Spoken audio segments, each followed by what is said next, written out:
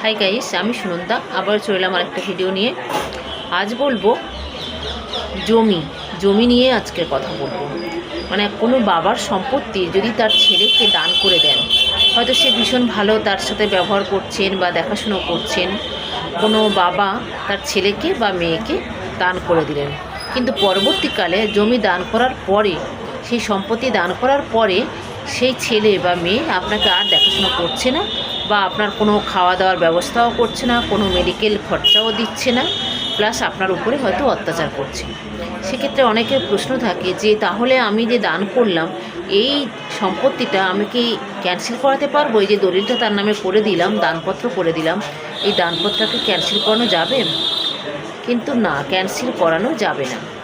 আপনি একটা কাজ করতে পারেন, যে কাজটা আপনি কোর্টে গিয়ে এই ছেলে বা মেয়ের নামে আপনি একটা কেস ফাইল করতে পারেন। সিভিল ম্যাটার, এটা সিভিল কেস করতে হবে আপনাকে। সেই জায়গা থেকে হয়তো আপনি এই জমিটা আবার ফেরত পেতে পারেন, কিন্তু রেজিস্ট্রি অফিসে গিয়ে এই জমি কিন্তু এই দলিলটা, দানপত্র যে দলিল, সেটাকে কিন্তু ক্যান্সেল করানো যাবে না।